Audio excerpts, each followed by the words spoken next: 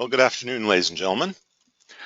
My name is Franklin Smith, and I'm a partner at the Simon Phoenix Group, and I'd like to take this opportunity of welcoming you to today's webinar entitled Strategic Planning for Independent Schools. We have a good crowd online for today, so let me first of all extend my thanks to everyone who is here in taking time from your schedule to be part of today's webinar. We are going to be going, and I'm usually pretty good at keeping on time, so as you can see, we started right on 2 o'clock. I anticipate that today's presentation will be 45 minutes, after which time there will be an opportunity for you to ask any questions that you may have. For those of you who did not catch the slides that were cycling a few minutes before the webinar, just briefly mention that today's webinar is being recorded by the Simon Phoenix Group. That's for marketing purposes, but rest assured I will not be disclosing any information relating to anyone in attendance today, so no worries there. I will be making PDF slides of today's webinar available electronically, and even though your microphones at your end are disabled, and that is really more to allow you to carry on with your day and answer telephone calls that may come in without fear of disturbing the webinar, you can type in questions at any time during the presentation in the question pane that you should see in the GoToWebinar user interface.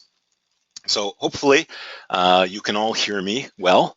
We did do a sound check before starting, but if someone out there wouldn't mind just quickly typing in the question pane that you can hear me, that you are hearing the audio, that would be most appreciated. And I'll give you someone out there a moment to do that. And I see that, yes, thank you. So a few of you, thank you very much. You can hear me. So I've already gone through this information, so I'm not going to spend a lot of time on this. So I just wanted to then give you a brief background as to who I am and why I'm speaking to you on strategic planning today. The Simon Phoenix Group is a management consulting and software development company. We're a partnership located here in the Greater Toronto Area. We are developers of a relational database product for independent schools and nonprofits called Phoenix NP Complete. And in addition to that, we do provide management consulting expertise to clients. You can see my bio up on the screen right now. I'm not going to spend a lot of time on it, but other than to highlight the fact that education is not new to us. I was heavily involved in the Toronto District School Board amalgamation of 1998, 99, 2000. Do have experience working with independent schools here in the Greater Toronto Area, and as I said, all of our software clients are either nonprofits or independent schools. So we understand education. I come from a management consulting background. I certainly understand strategic planning.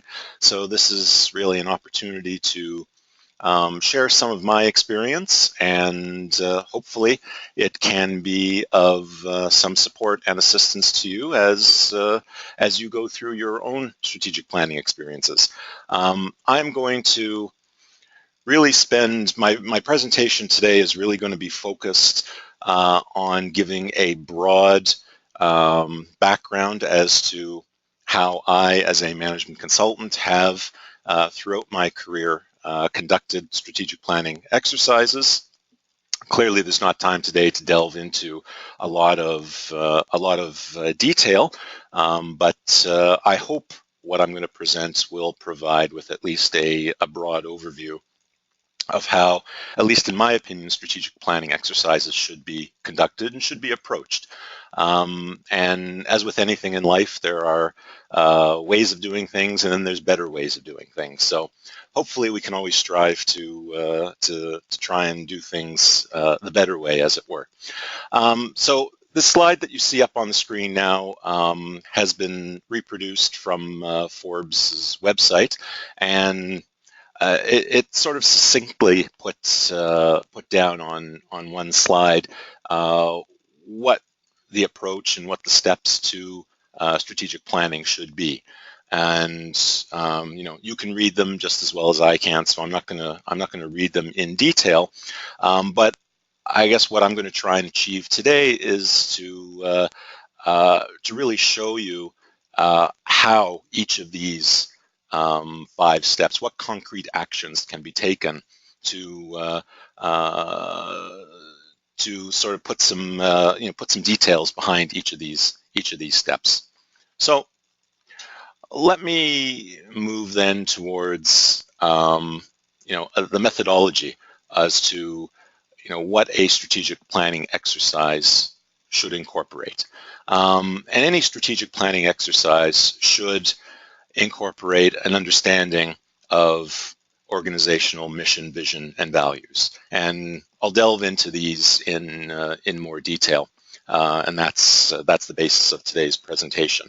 But an organization needs to know who and what it is, what it's all about, what it's trying to achieve in order to be able to conduct a strategic planning exercise. Clearly, the end objectives of what the organization is trying to achieve or its strategic planning objectives need to be identified, well thought out, identified. Stakeholder groups. Every school, pretty much everyone on today is from an independent school or a nonprofit, but independent schools, let me focus on that since that is the title of today's webinar. You have a lot of stakeholder groups. You have students, you have parents, you have staff, you have donors, you have the government, various levels of government.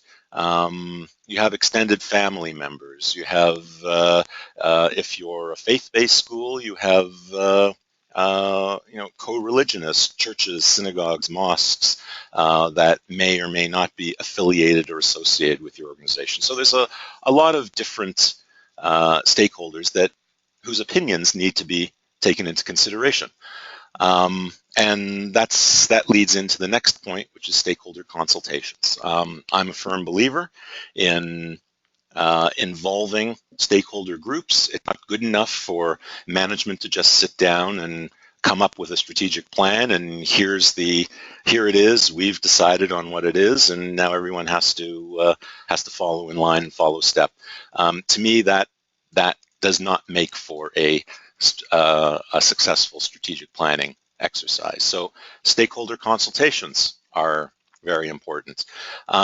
Likewise, involvement by staff teams. Organizations say it an awful lot that their staff are critically important to the success of the organization. There's no better way of showing that than by involving staff teams in strategic planning and involving staff teams in the implementation of strategic plans.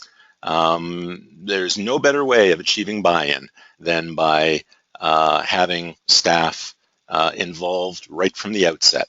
Now, as you'll see later on in my presentation, management still has to manage, and that's always going to be the way of the world in organizations. But there is room for management to manage and for staff to be involved and to take an active part and to take ownership of what comes out at the end. And lastly, I'll put it in there. There are many successful strategic planning exercises that get conducted without the use of outside management consultants. Sometimes it's better to bring in people from the outside. That's really on a case-by-case basis, depends on the situation. I'm not going to say that management consultants always have to be brought in, because that's not the case. And I won't say that they never have to be brought in, because that's also not the case. So that's from a methodological approach. That's what I'm going to be covering today. And in terms of what tools can be used to conduct strategic planning and strategic planning exercises, these are the ones that I'm going to focus in on, because these are the ones that I've found that have the most meaning to organizations, and also I think give the best results. So I'm going to spend some time and discuss something called strategic visioning analysis. It's also been sometimes referred to as SOAR analysis.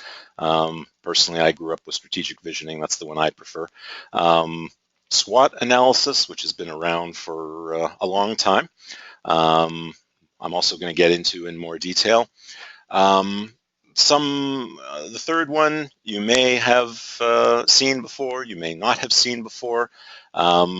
Current state, future state, and looking at the organization both today and looking at the organization in how it sees itself in the future in terms of programs, service delivery, administration. I could add processes, business processes to the list as well.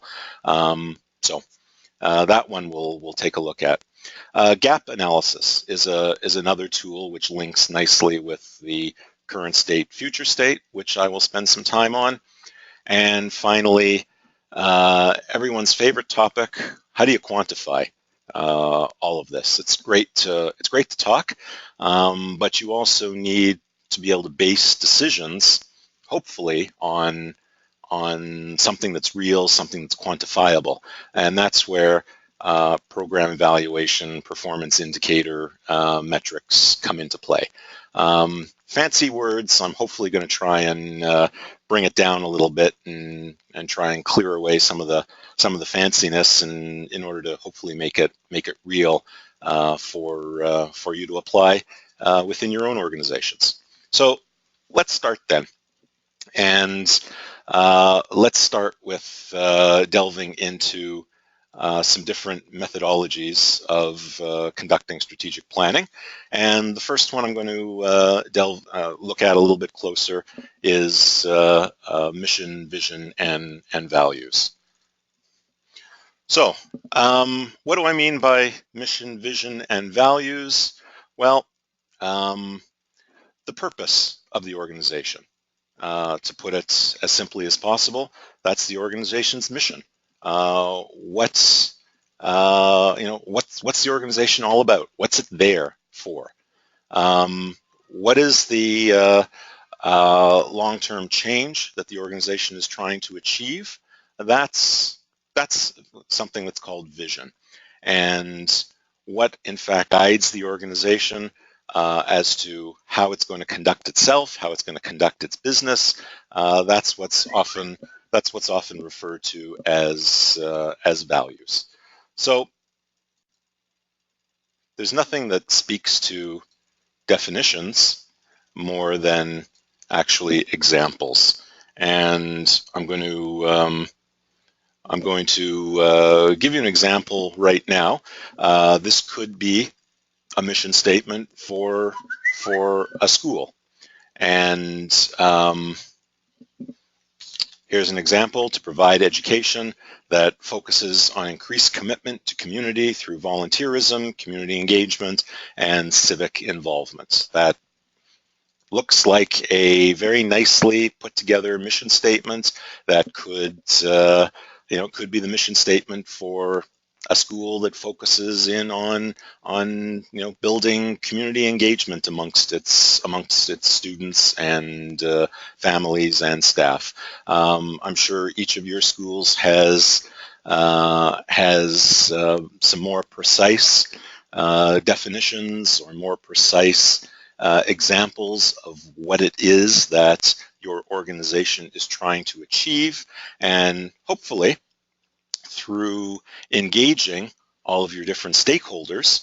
If you don't yet have a mission statement, or if your mission statement, if your organization is changing and your mission statement is currently out of step with what your organization now is trying to achieve, then it's time to revisit the mission statement. So hopefully then through a process of engagement and consultation with your stakeholders, you can agree on a single statement that encapsulates your organization's mission statement.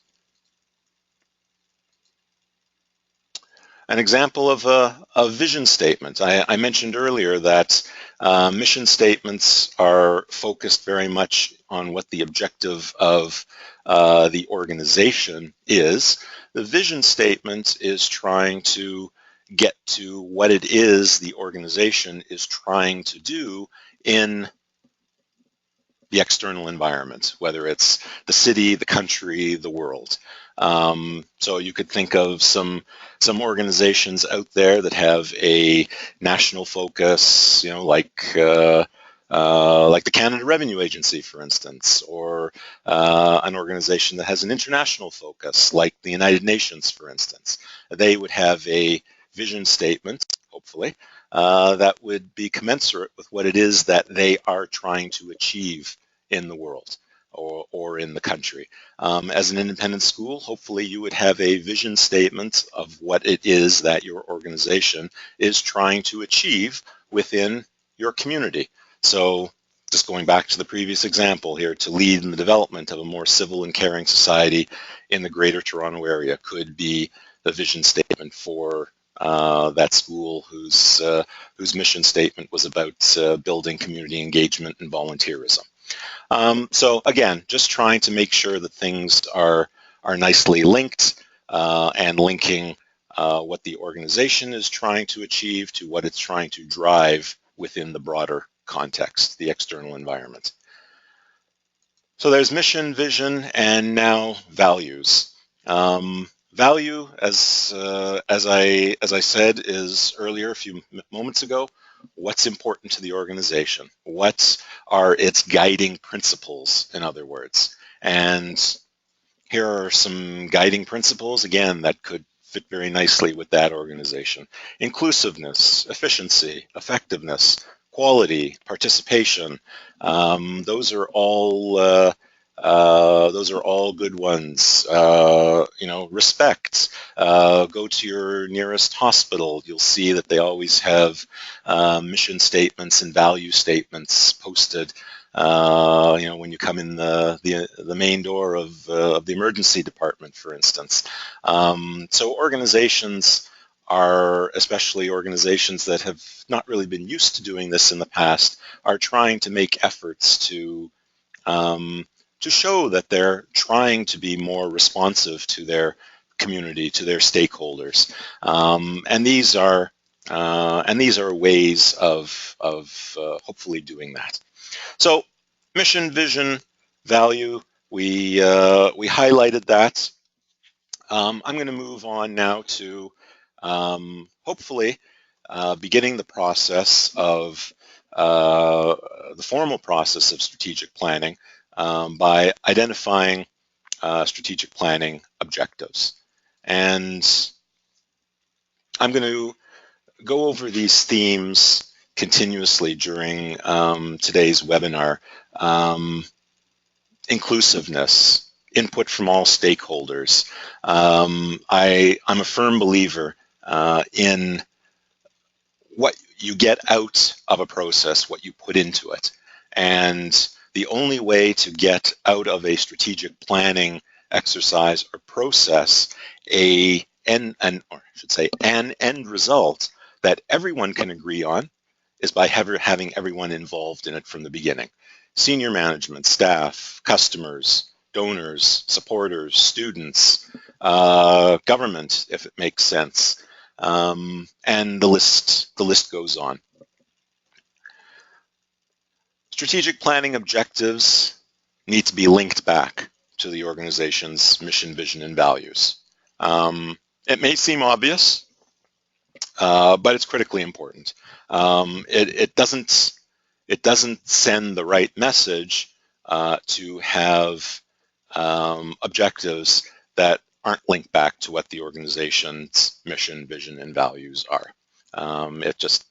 It doesn't. And I've seen in a lot of, I shouldn't say a lot, I have seen examples of organizations that have stated that they've done strategic planning, and then their objectives don't necessarily line up with mission, vision, and values. So that's something to keep an eye open for. Strategic planning objectives need to take a multidisciplinary approach. What do I mean by that? You need to involve the organization at a holistic level. And for schools, that means that students need to be involved, parents need to be involved, curriculum development needs to be involved, your admissions people need to be involved, but more so than just the people, you need to be looking at all of the aspects of your organization and all of the different aspects that feed into delivering the product or service that you deliver. So it's your facility staff, it's your IT, it's senior management, it's teaching staff, it's your department heads, it's your curriculum development people. It needs to be, as I said, a multidisciplinary approach. Strategic planning objectives hopefully, will complement each other and will not contradict each other. And I think that comment stands on its own. And usually for each strategic planning objective, it makes sense to define a number of key strategic goals. In other words, achievables. Here's your objective, and below that objective, we're going to achieve that objective or work towards achieving that objective by focusing on these key goals. So, as I did before, here's an example. Let's say this is your strategic objective or this school's strategic objective, strengthening the organizational capacity. We want to make the organization stronger. We want to make it more resilient.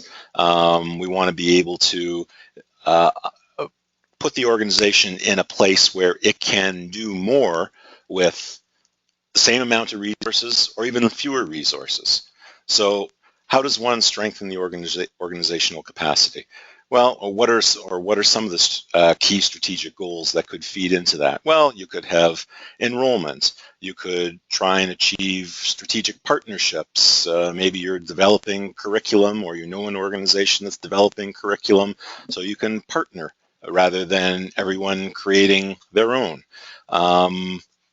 Achieving administrative efficiencies, increasing administrative effectiveness, doing the same with fewer resources. Those could be all ways in which the organization can strengthen its own capacity to, as I said, do more with the same, do more with less, hopefully continue and be around over the coming years to be able to achieve the objectives and achieve its mission that it has set out for itself. So there's a basic example of what a strategic objective and key strategic goals could be. All right, so identification and involvement of stakeholder groups. I've spoken a fair amount about it.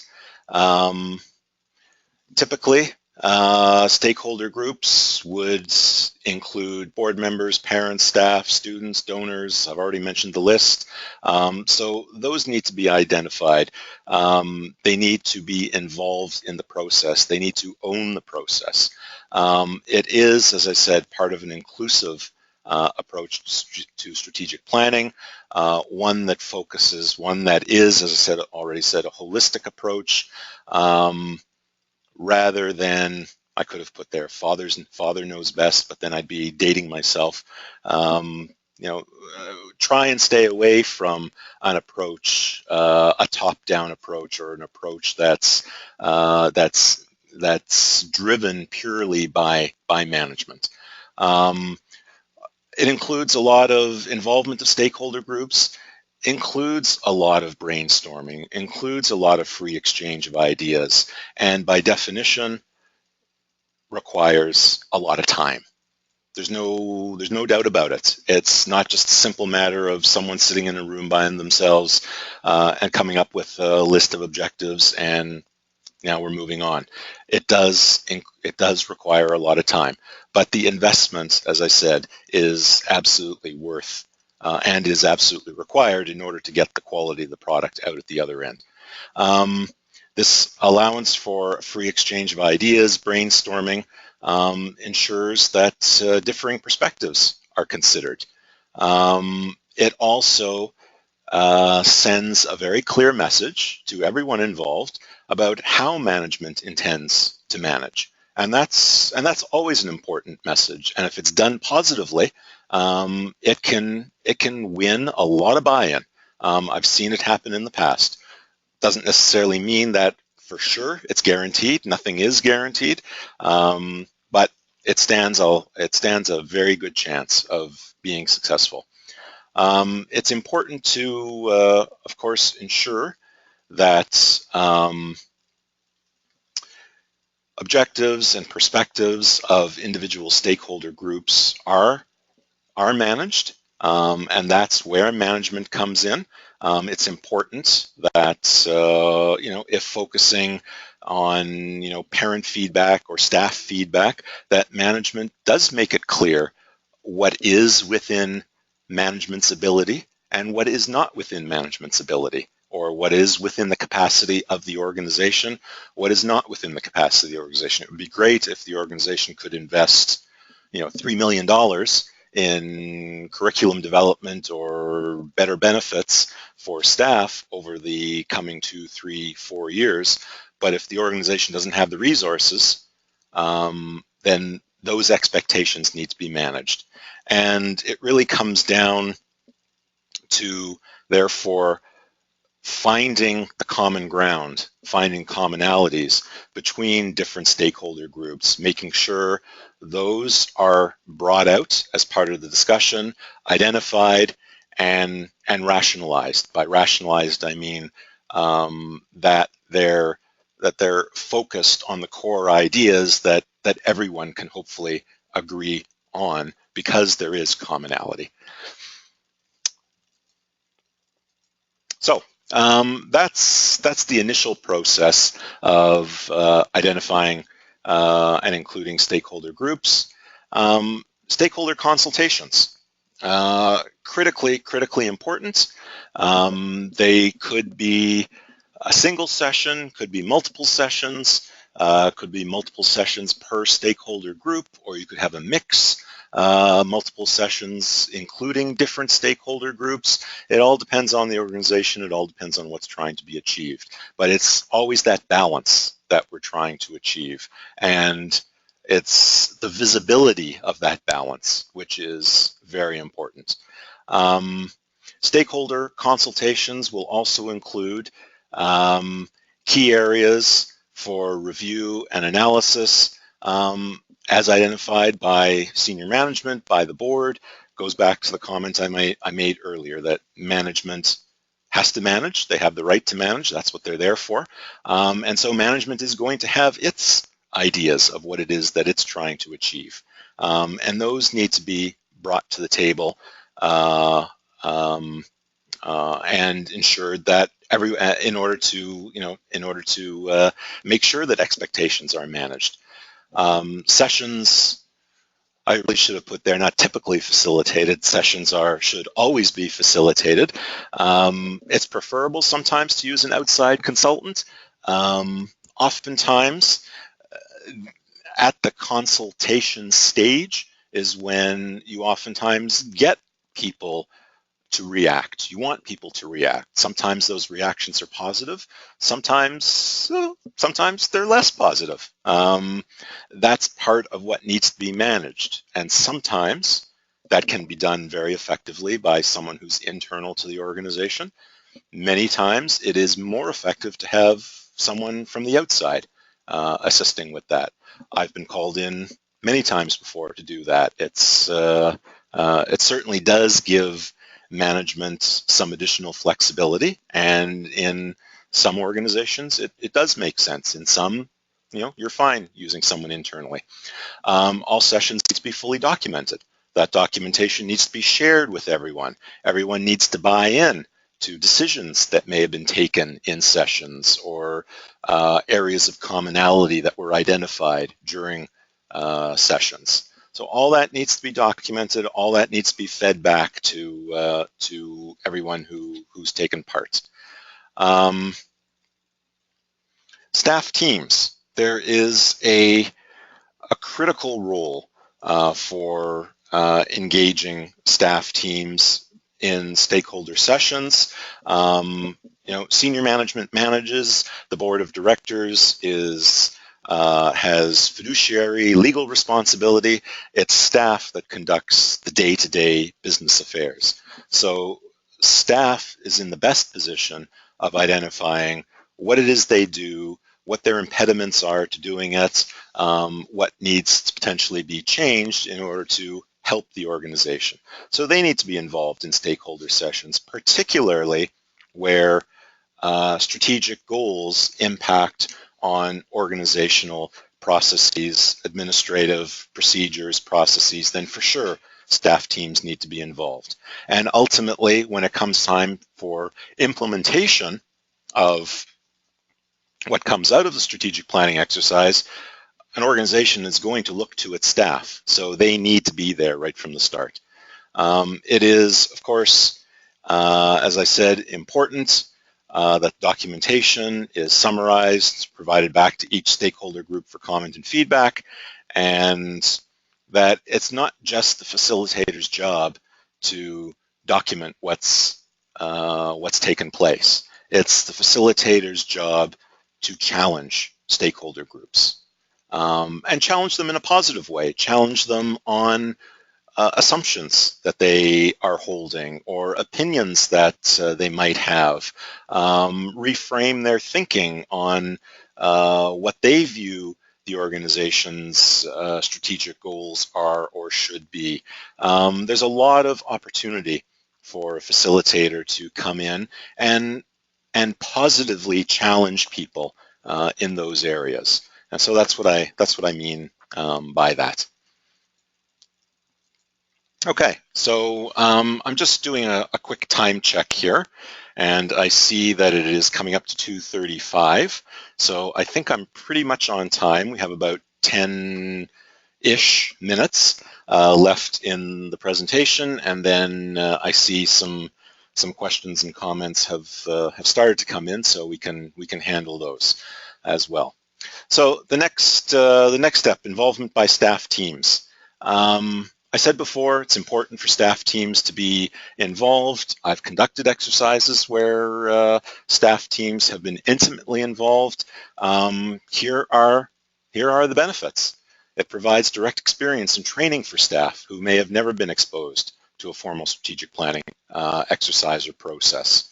If it's conducted properly, it encourages collaboration and greater levels of buy-in to the process. And I've seen instances where staff going into an exercise have been pretty negative on what the likely achievements are going to be. And then when the exercise is completed and they see that their involvement was not only important, but has helped to positively change the organization, their opinions have changed. I've seen it.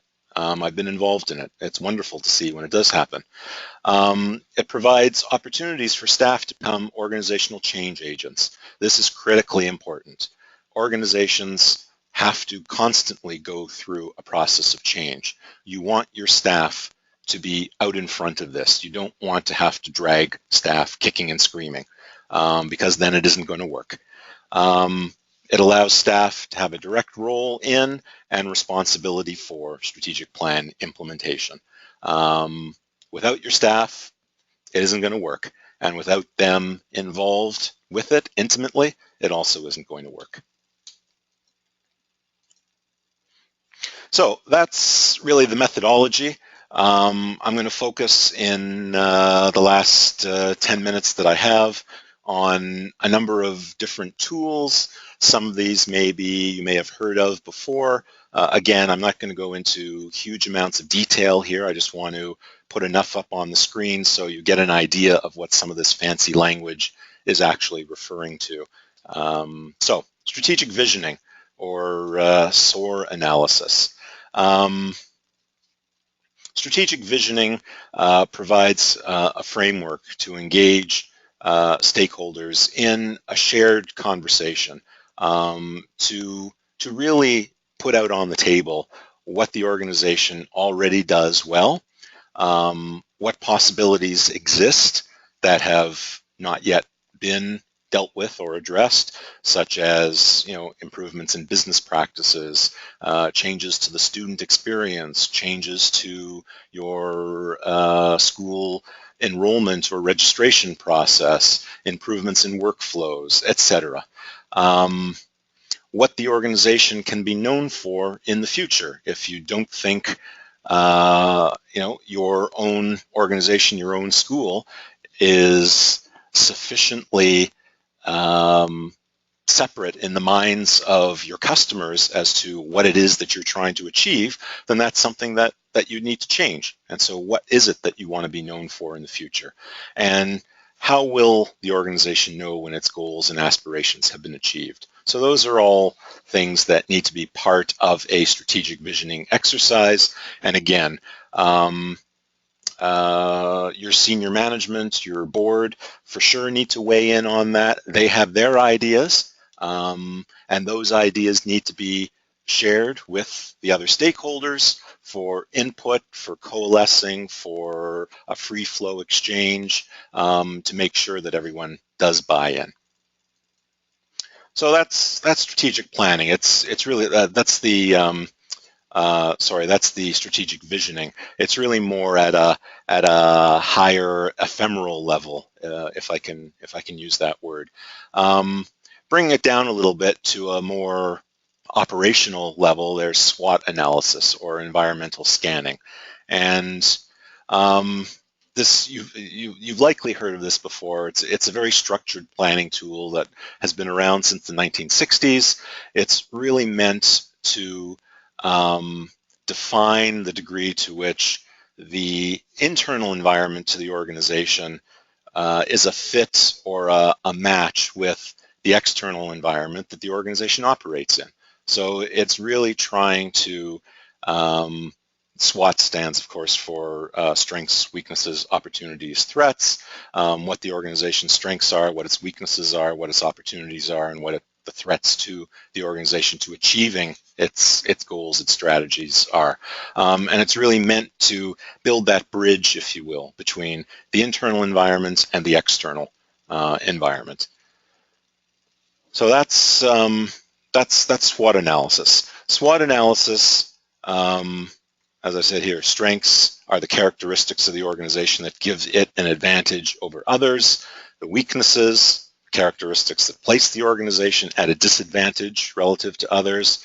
The opportunities, the elements that the organization could exploit to its advantage, and the threats, the elements in the environment that could potentially cause trouble for the organization. And all that needs to be identified.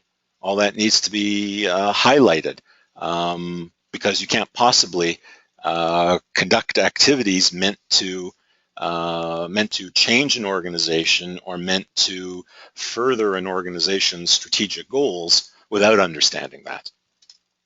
So that's a very useful tool.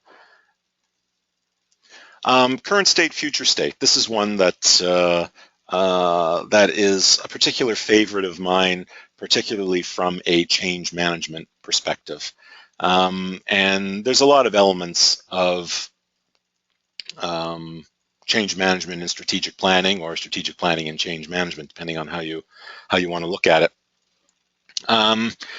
Current state, future state is, well, it's really a strategic planning tool where an organization defines its current state as where the organization is today in terms of programs, service delivery, financial resources, human resources, skills development, the marketplace, business processes, administration, use of IT, etc. You name it.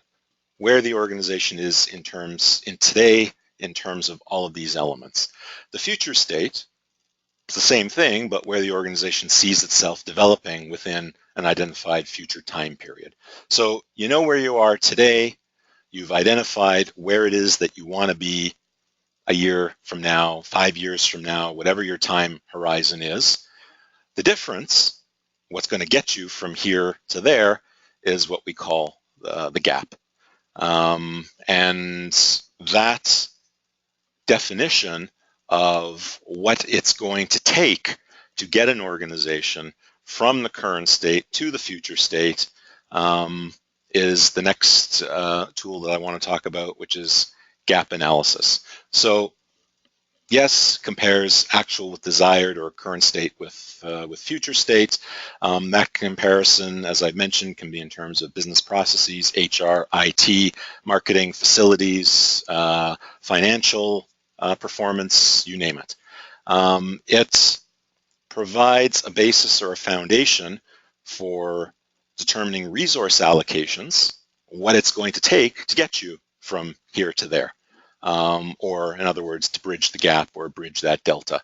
And it provides a foundation for determining implementation responsibilities and timelines. I haven't spoken a lot about responsibilities and timeframes, but clearly when you're going through an exercise that is trying to identify what your strategic goals are, what your organization is trying to achieve, where you want to achieve them, or how you want to achieve them, you need to allocate resources, time, dollars, tools, training, what have you, and you need to make certain people responsible for certain elements. And you need to have a feedback mechanism in place so that people have time frames that they know they need to report back on. So that's all part and parcel of gap analysis. The last one that I'm going to just quickly delve into, because I'm approaching 2:45 now, is program evaluation and performance indicator metrics. So metrics, fancy title for development of a tool to quantitatively measure something. Metrics can, of course, be used throughout the strategic planning process, as that's what they do. They provide quantitative measures for decision making. So, schools are always quoting, number of students or student growth year over year, educational costs per student. Schools can also look at its registration process and how long it takes a parent to go through a registration process, or the number of steps that it takes. A school could look at correlations between school grades and student achievements later on in life, quantitatively measuring that number of students who have gone on to secondary school, university, community college, post-second, graduate degrees, etc. So there's all sorts of ways of doing that. Metrics, or measuring performance, evaluating program performance, is particularly useful for justifying strategic planning decision making and for implementing strategic planning goals and tasks and things like that. I mean, you need to be able to measure what it is you're achieving in order to know whether what you're doing is having an impact. So metrics need to be defined, measured, constantly monitored. And again, those all of that needs to be part and parcel of strategic planning process itself, which means collaboration, which means stakeholder groups being involved in the definition, measurement, and monitoring of that.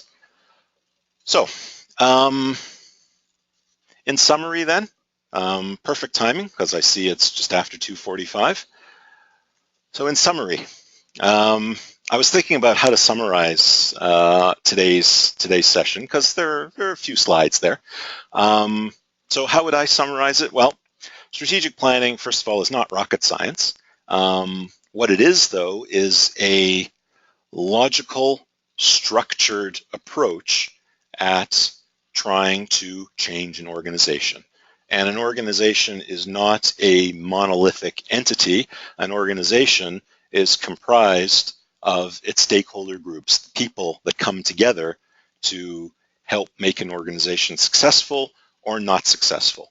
So although strategic planning is not rocket science, it is, in fact, something that some people find to be potentially difficult, and that is managing people through change, managing people to deal with change, or helping people to deal with change, and introspection and looking at different ways of doing things. I find that difficult to do myself personally sometimes. So it stands to reason that all of us in one way, shape, or form can sometimes find that difficult.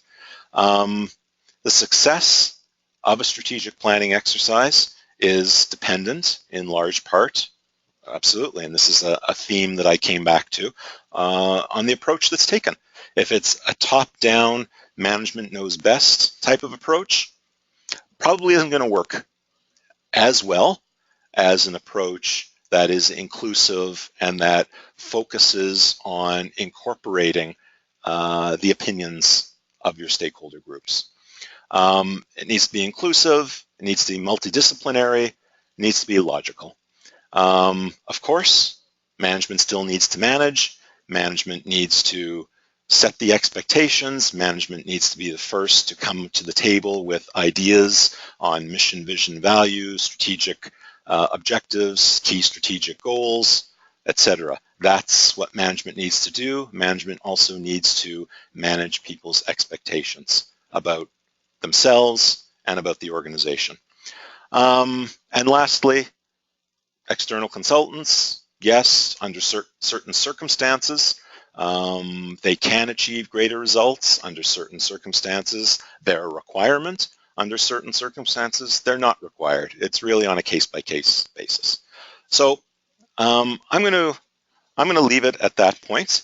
I'm going to just take a look and see, while some of you are thinking perhaps of questions that you may want to ask.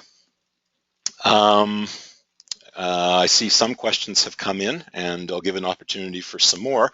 I'll just, what I'll do at this moment is I will just put back up on the screen, that, which some of you may have seen at the beginning, some of you may not have seen at the beginning. An electronic PDF version of the presentation slides today is for sure going to be made available electronically to everyone who is in attendance. And as I said at the beginning, we have a great group of people on today. So thank you again to everyone for being involved. What I will likely do is send all this to you out the PDF via email. So you should get that at some point after the webinar is concluded. So I see some questions have been put in. So why don't I start? One person has asked how often should an independent school undertake a strategic planning process. Great question. Thank you very much for asking that. I've seen organizations, both schools and non-school, nonprofits and public sector organizations that run a strategic planning exercise every 3 years, every 5 years, even every 7 to 10 years. I would say, given the environment today, our constantly changing environment, and how organizations need to manage themselves, more efficiently and more effectively today than ever before, I would say a 3 to 5 year time horizon is probably sufficient for independent schools. But of course, excuse me, one minute.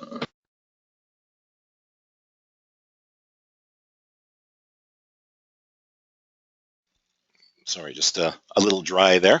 Um, my throat, that is, a little dry. That's going to depend on also, that's not a hard and fast rule because that's going to depend on where the independent school is and its local environment. If there are a lot of independent schools, if you're in the in the Greater Toronto area, for instance, where there's a lot of independent schools, some of which are doing very much the same thing as you're doing, then maybe strategic planning needs to be conducted more often. If you're in a more rural environment and you're the only game in town, so to speak, then probably 3 to 5 years is probably sufficient. So that sort of gives you an initial idea. Anyhow, all right. So another question: our school doesn't have staff on the board except for the principal. Is that healthy? Generally speaking, I would say most independent schools probably follow a similar model. Most independent school boards are structured in such a way as that they have only one staff person, usually, as part of the board, and that individual usually is the principal. If there's a chief administrative officer, it may be that chief administrative officer as well. Usually those people, though, don't have either the principal or the chief administrative officer and or both. Could potentially be non-voting members of a board. So I would say that there is nothing unhealthy about having only a single staff person on a board. After all, the board's job is to be responsible from a policy perspective for the organization, and they typically go out and hire a single employee that oftentimes is the principal, who is then responsible for building the organization underneath that person. So I would say nothing unhealthy about it. There's nothing to say that you can't have other staff people on the board as well. Typically, though, those people would be non-voting members.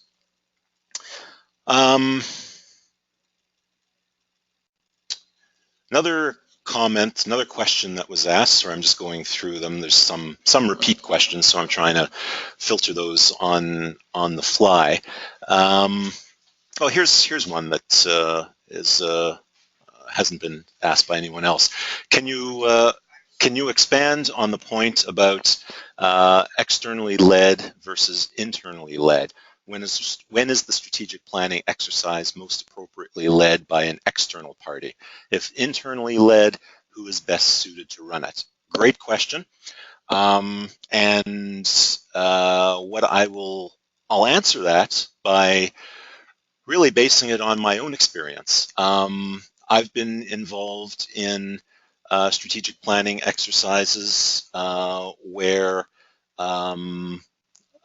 for instance, when I was working on behalf of the city of Mississauga, I was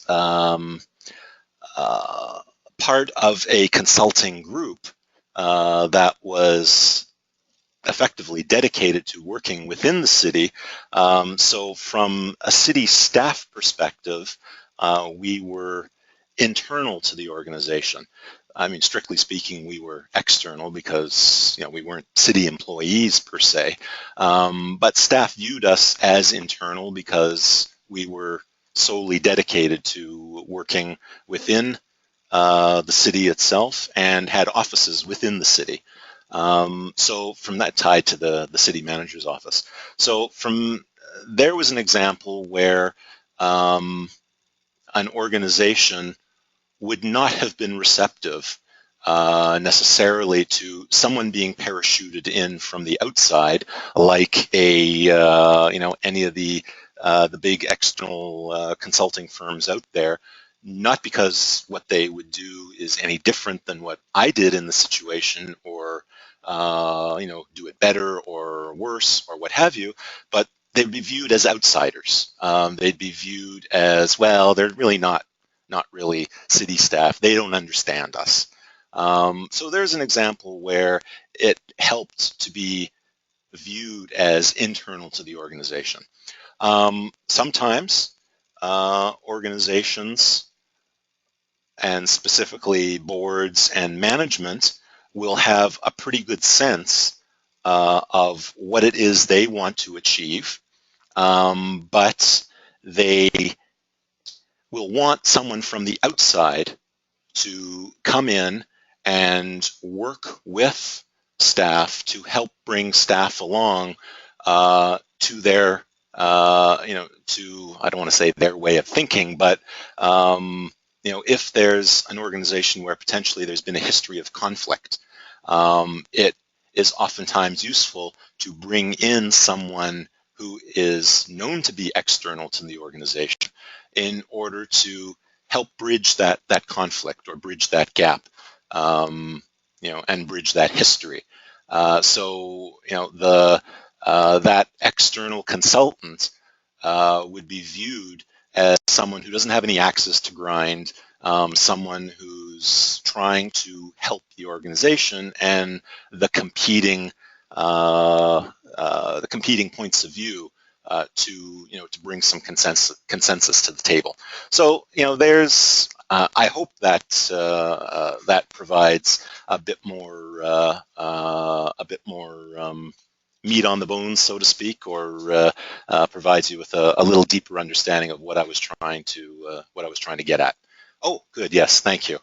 Yes, the person who asked that question responded by thanking, saying it was helpful. So great.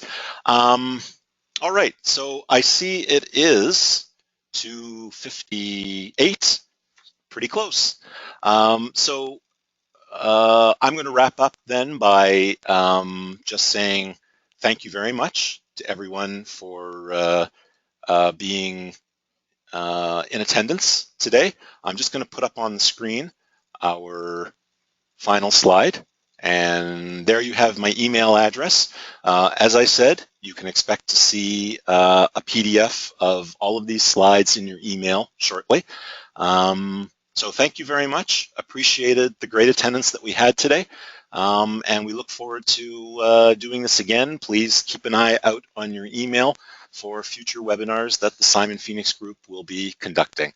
Thanks very much, and we look forward to speaking with you and seeing you again. Take care. Have a great day, everyone.